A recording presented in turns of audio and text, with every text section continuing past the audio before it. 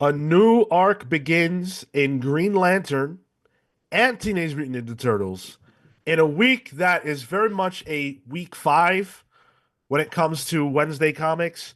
This is probably the weakest week overall that we've had in the new year, but there are still some pretty promising, strong books coming out this week, and those are the books that you are going to hear us talking about on Pals Polls this Thursday at 6 p.m. So we're going to talk about those right up front. Those are Green Lantern, number 19, Lex Luthor Special, number 1. Looks like the old Lex is coming back. Oh Teenage boy. Mutant Ninja Turtles number 6. The gang is back together in New York. Red Coat number 9. Red Coat's got a drinking buddy in Johnny Appleseed. And this season's number 1, a new Rick Remender book. And that is my favorite kind of number 1. So, what do you guys think about this week's docket? Strong. And I think strong for starting points.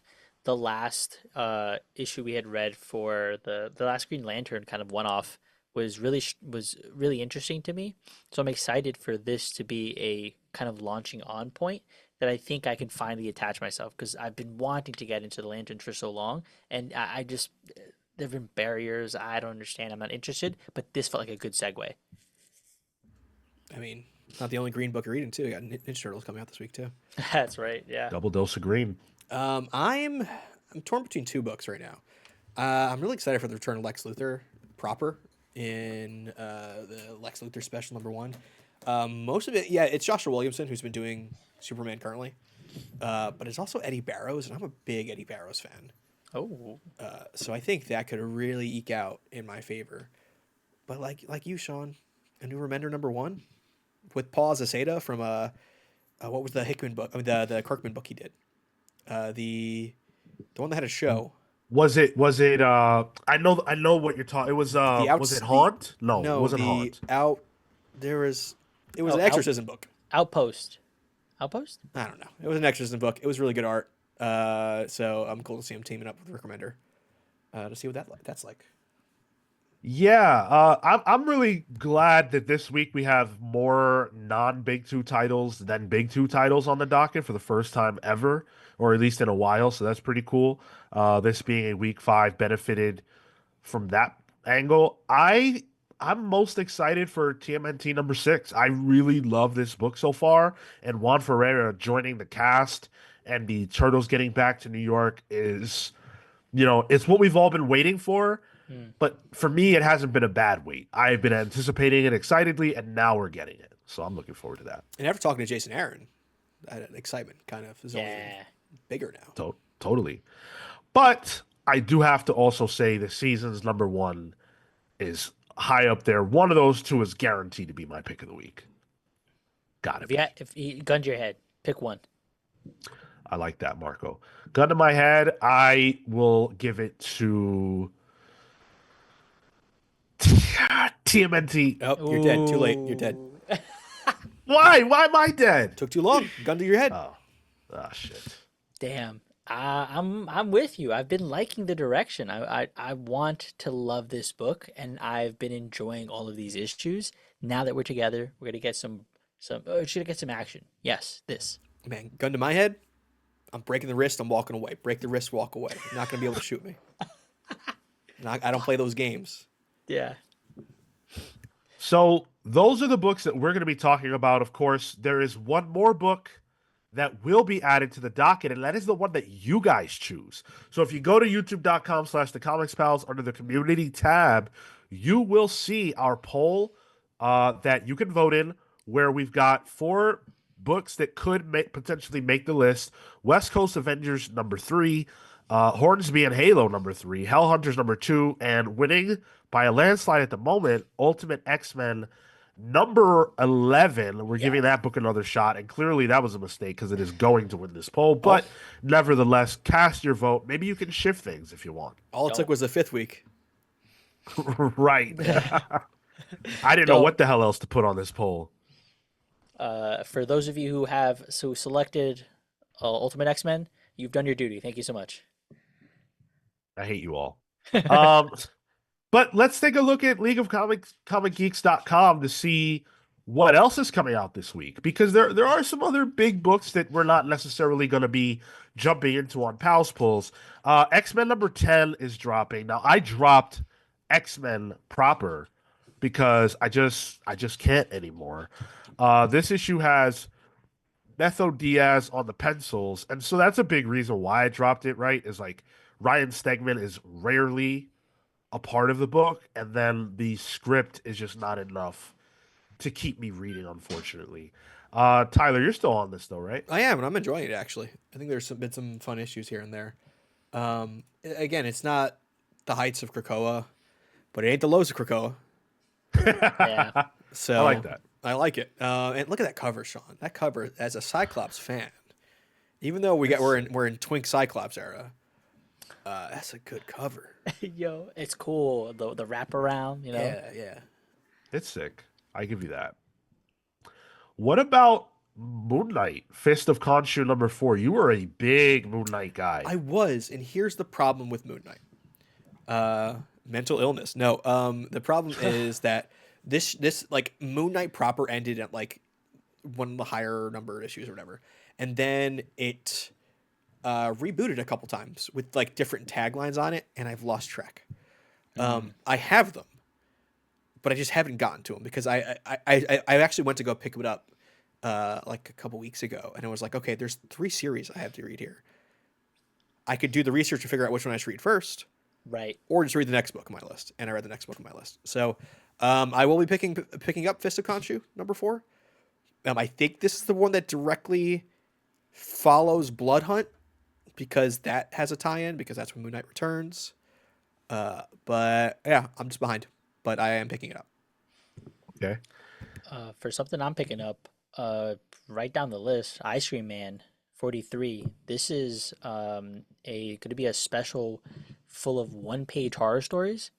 You got writers, you got Grant Morrison, Patton Oswalt, Zoe Thurgood, Jeff John, Jeff Lemire, Kelly Sue DeConnick, Matt Fraction, Dennis Camp, Frank Barbary. There's so many creators on this. Damn. I cannot wait to pick this up.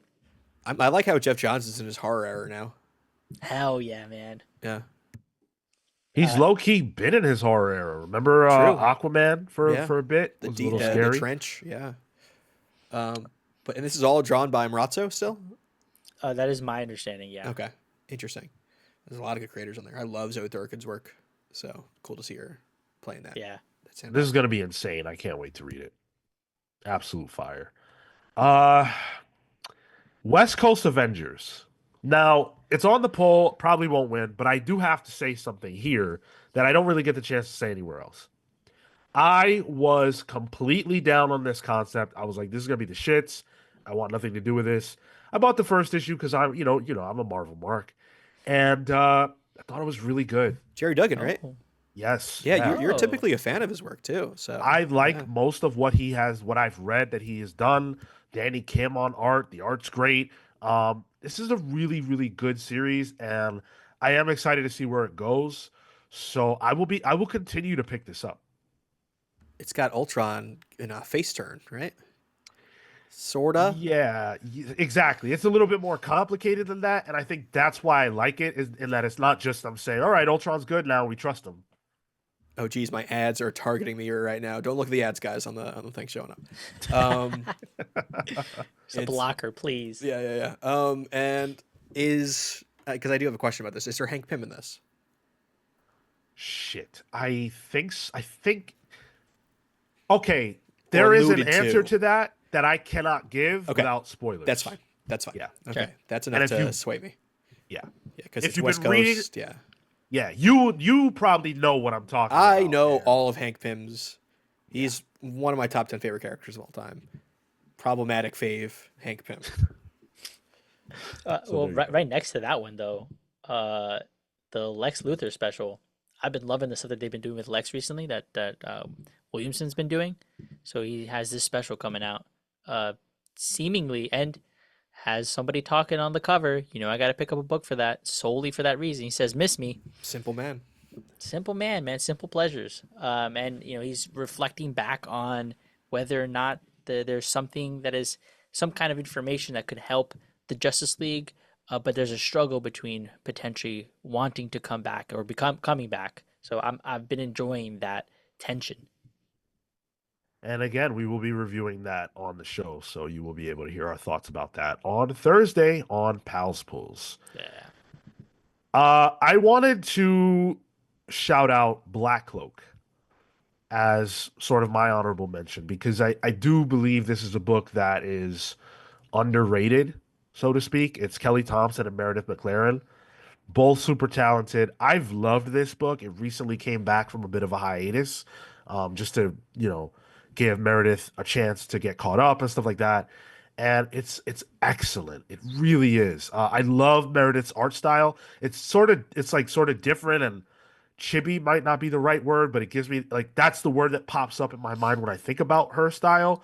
Oh. Fits perfectly for this universe. I love the mystery of it. I love the character work. It's great. It's like proportional chibi, if that makes sense. Yeah, that's valid. Hmm. So, yeah, check that out if you haven't been. Here's one that I had no idea existed, and I need to shout out because of the absurdity of the concept.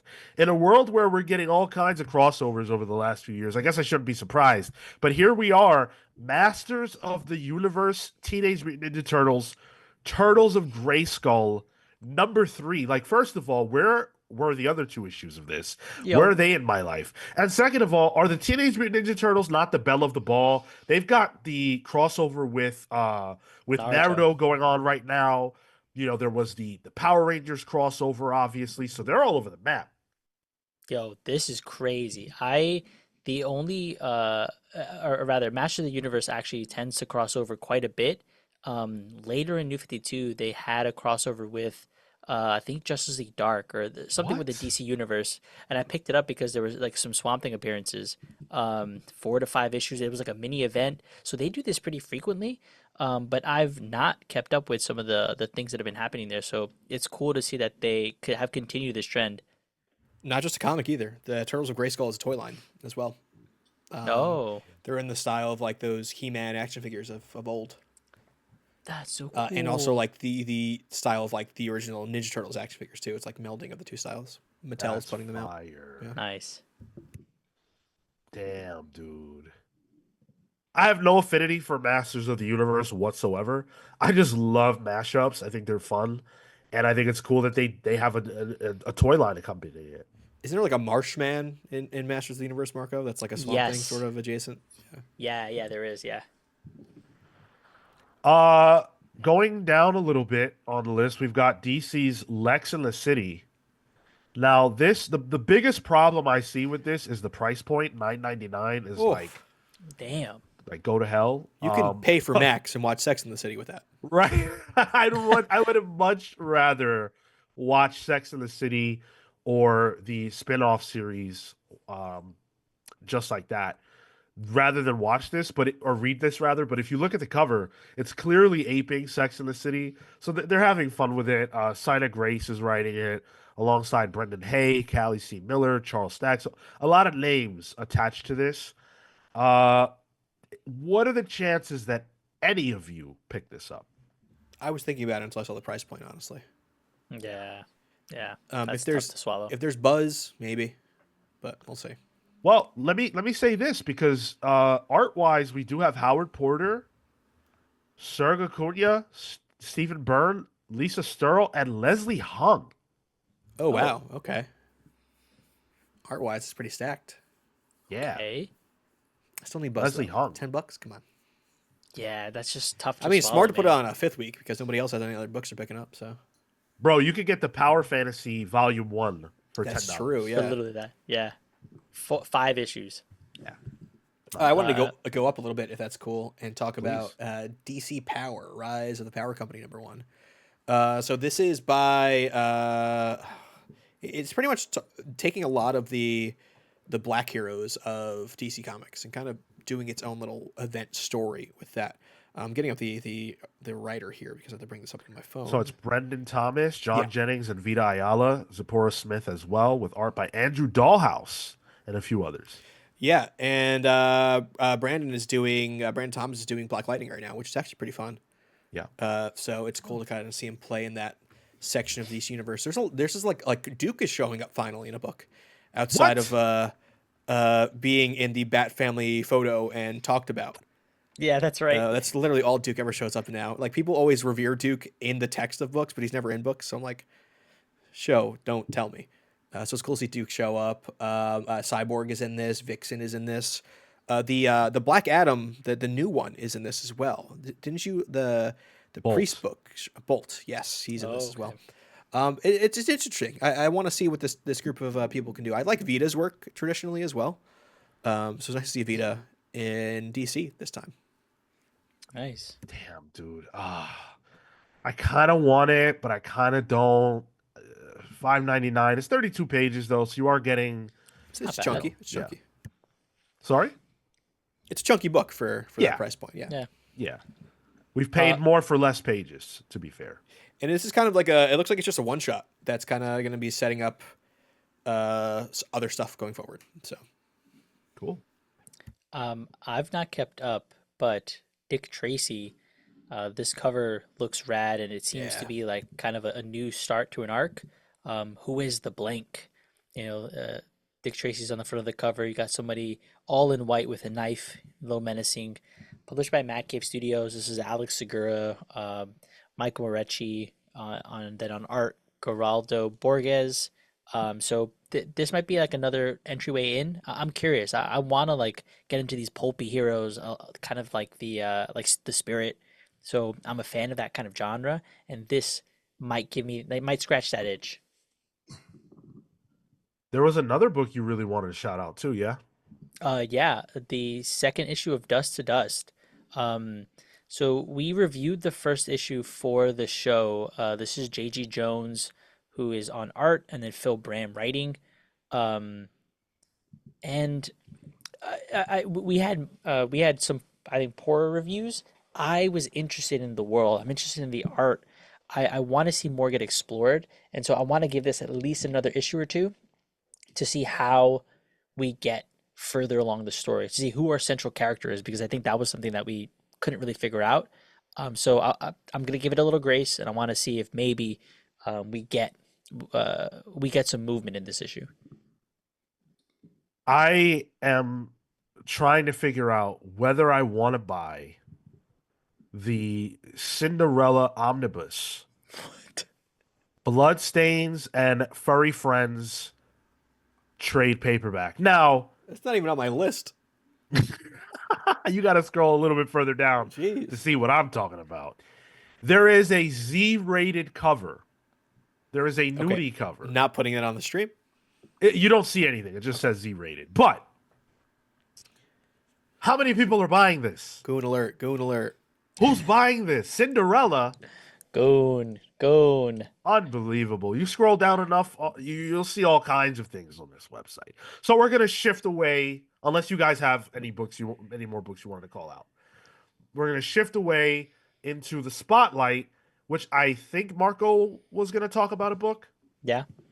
So I this was a reread, but I wanted to shout it out because it's one of my favorite creators, and one that I always experiments in comics. So I'm gonna give you three. I'm gonna show you two other books to start. The book that in question is called Stunt. Kind of see it in like the STUNT on starting on this end in the red. How is that formatted? Is that like checkbook formatting? Yeah, kind of. Yeah. So this is Big Kids, one of his big books, very small, square, super tiny. He plays with form and shape a lot. This is Ant Colony, widescreen, about an ant, kind of gay. And then Kind of. in Stunt, and I'll show you guys a couple pages here. This goes over a good one here. Yeah, this goes over the life of a stunt man. Oh, it's widescreen to fit the motorcycle sort of thing. Yeah, Okay. and he does a lot of like squiggly lines in his art. It's all very clean line, but there's a lot of stretching. There's a lot of bending. There's a lot of you play with perception and depth here. Usually monotone in color, depending on the book that he's trying to write or create. And here's another interesting example of like him stretching bodies and doing really weird things with bodies. And what this becomes is kind of like a weird analysis on um, not becoming who you are. This is he's a stunt guy who eventually gets hired by somebody who looks almost exactly like, um, and he starts to get in shape the same way. He starts to dress the same way. He starts to learn about how he acts. What are the things that he does there? And soon he starts to send him not doing stunts or like commercials or anything, but he starts to make him do things that he would do otherwise in his life, and it ultimately culminates in like one last grand stunt that this guy puts him through to kind like he wants to see and experience his life vicariously.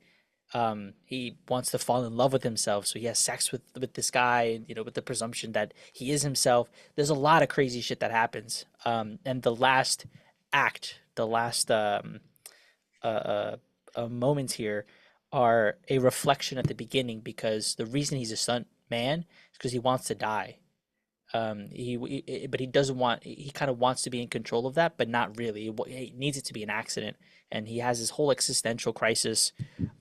So, Michael DeForge, Stunt, strange format, definitely super indie. If you're into kind of weird, trippy explorations, this is a really good. This is a really good book. Hmm. Interesting. You always bring something different to the table. Like the odds that I've heard of the odds that I have heard of the book you are referencing each week you have the spotlight are very low, but they're always interesting. And Big Kids, I think, was on your best of the year, or maybe No, last year, it 2 years maybe ago. it wasn't, but I always shout it out. It's a Yeah, I've formative had book to for me. pull it for something. I remember Yeah, having to pull yeah, the slide for it for yeah. something. Okay. Oh, top five. I think you're right for Comic Con. Yeah, yeah, that might have been it. Yes, Yeah. that's Yep. right. Yeah. Okay. All right, that's going to do it for us here on Pals Previews. Thank you so much for watching. We appreciate you. Let us know what books you're excited about that are dropping this week and anything that should be on our radar that is not. We are open to all your suggestions as far as that goes, and frankly, as far as this show goes. Let us know what your thoughts are. Thank you so much for watching. We'll see you in the next one. Take care, guys. See you next week.